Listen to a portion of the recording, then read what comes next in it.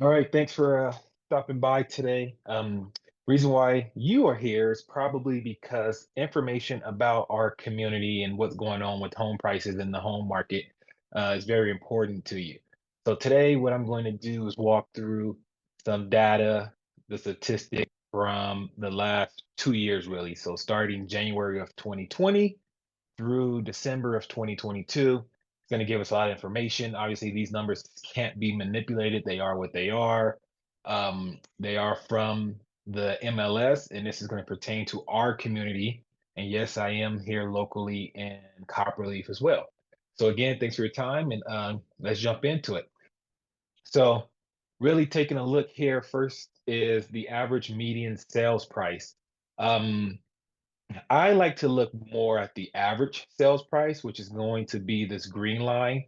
And although we're seeing a pretty good drop from, the summer, spring timeframe, so May, June, July, August is what we're looking at here. If you take a look at where we finished the year in December, which is just slightly under the 600,000 mark, you would see that we would have to go back to May of 2021, May of 2021 to essentially intersect what the prices of our homes were then, right? So May of 2021, and that's really honestly where things started to truly pick up.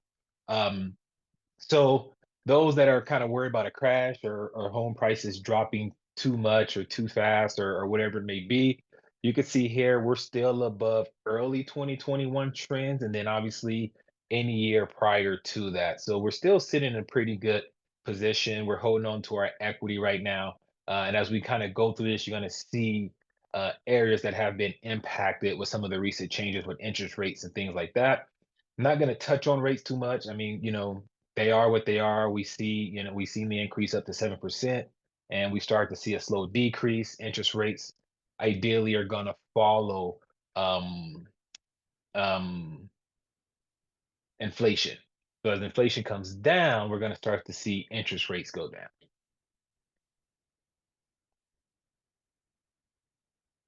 So what we're looking at here is the sales price to list ratio.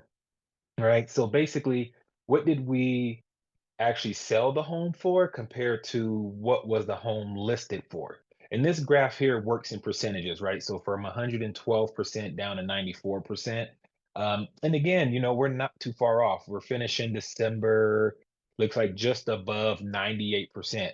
So as the price correction is happening, those that have sold their home have done a great job working with agents who are knowledgeable and know what's going on in the market, pricing the home correctly according to the market, and being able to sell the home around that price point. Right. So we're not seeing scenarios where people are still pricing their home from, let's say, COVID prices at the peak, and then they sell, 40, 50,000 below or whatever it may be. Right. So we're still within range there. If we go back to the peak of the COVID pricing in 2022, you can see homes were selling for almost as high as 110% of their list price. So they went to market, got multiple offers. The multiple offers created a bidding war. The bidding war increased the prices. Homes were selling, for sure over 108%. So between 108 and 110%, small drop off, and then we had a quick jump. So doing a great job of pricing our homes so we know that the value of our homes are holding true.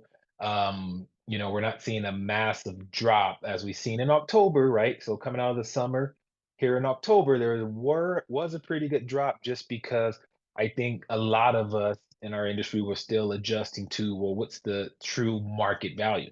And the market value is what the market's willing to pay for your home, not necessarily what we think it's worth, but the true value of what the market will pay for your home.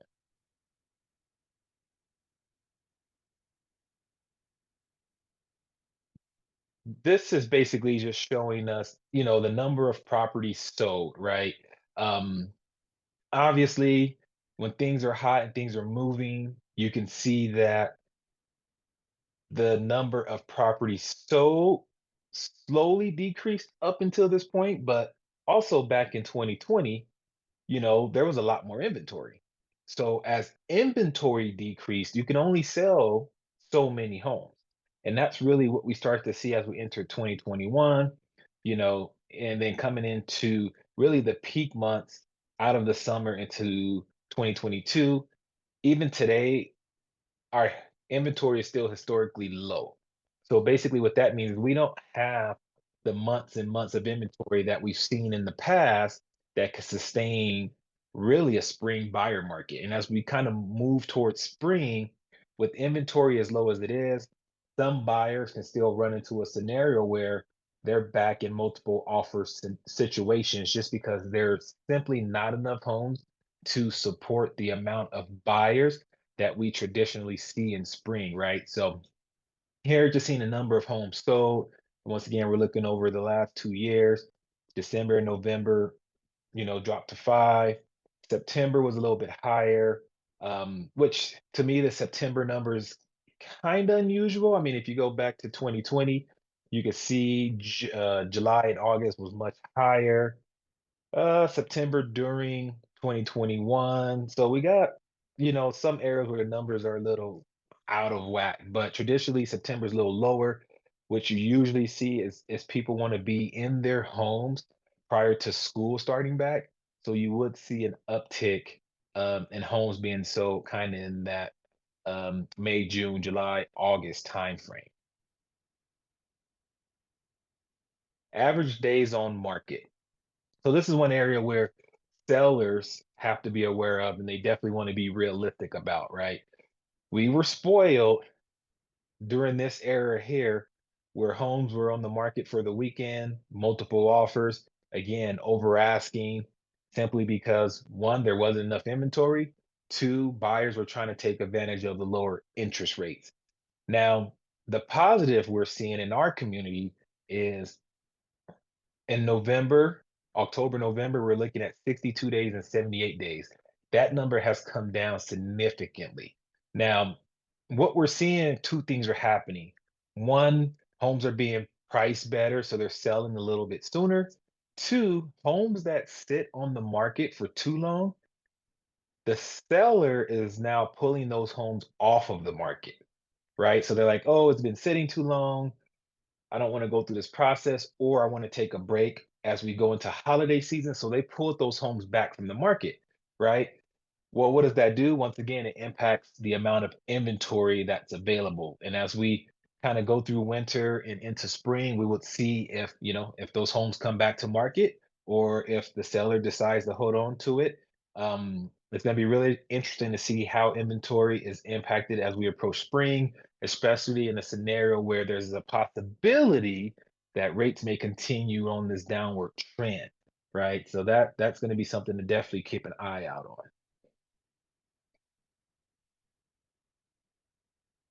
Basically, what we're looking at here, self-explanatory, average price per square foot. Um, Again, basically you're associating a dollar for each square foot of your home, a dollar amount for each square foot of your home when we're looking at the sales price. So once again, you can see here, little, we had a downward tick, that September, October, November timeframe. December, we actually increased our price per dollar. Once again, getting prices correct, selling homes for what the market feels it's worth helps this number here. And once again, I'm going to go back and take a look. Let's see. The last time we were at this kind of price point was back in June. We had a good amount of a dip. We're looking at price per square foot, and then looks like back in November of 2022, or sorry, back in November of 2021 is when we were kind of around this price point, and then prior to that November, it was a little more consistent below that price point. So we're still holding pretty strong. Where you're looking at what our homes are selling for when it comes to price per square foot. And this information is going to be extremely helpful for those that are planning to potentially sell in the spring or maybe buy another home or an investment property and kind of get an idea of these trends and how these trends can help you. Um, Year after year, you kind of see an uptick in this area, really, even during COVID, right? 2020. there was an uptick in that May, June, July, August timeframe. Same thing here. May came out of the books, firing, right? And then again here. Now, what we do see from 2021 and 2022 is that dip almost, let's see, yeah, that dip almost right after May. So May was kind of the peak for a dollar per square foot, and then June kind of showed that cooling off period. So this is what I think is one of the important factors, and we're looking at inventory and the amount of inventory that is available in our neighborhood. Right. So again, when prices were getting crazy, this window here, look, I mean, little to no homes even available to sell. So that explains why homes were selling over the weekend. Someone wanted to get in this area. They only had a handful of options, literally a handful of options. And each home probably on average had 20 plus showings over the weekend period. So you really were competing with a lot of people for very few amount of homes. We know 2020 is when COVID first hit. So you've seen that increase of inventory. Homes were sitting. We actually had shut down for a period of time where we couldn't even do showings. And then things got really crazy once we opened up. And now we're, one would say we may be normalizing, which is kind of tough compared to how the last 2 years have been. But you are seeing a slight increase over 2021. However, inventory you can see here is still really, really low, even compared to 2020, right? So this is where I think we're going to run into an issue, and it depends on what side of the fence you're on. If you're a buyer, you can run into an issue come spring with it not being enough inventory. If you're a seller, obviously you want to be in a scenario where there's not much inventory. And what we have here is we're looking at new listings. So these are the amount of homes that come to the market each month on average, right? So that January, February, so we got March, April, May timeframe, March, April, May, and again, March, April, May seem to be pretty consistent as to when homes hit the market. And that's why you're also seeing that higher um, price per square foot. And then you can see holiday season, November, December, you fall off the map. This November actually in 2021 was pretty high. December off the map again. Same thing. So the trends, even through COVID for the last 2 years, are holding true to what we see historically. The big difference that we see today compared to historically is just the massive fluctuation in home pricing, right? So as we approach spring, if you're thinking about selling, you want to dive into more details kind of about this information or the potential for your home, feel free to give me a call, John Nichols with Coldwell Banker, 720-877-1940. More than happy to have this conversation and do my part to help you make the best decision for you and your family. Um, any questions, concerns, thoughts, more information you want about our neighborhood, feel free to reach out to me. I'm more than happy to have a conversation anytime over coffee.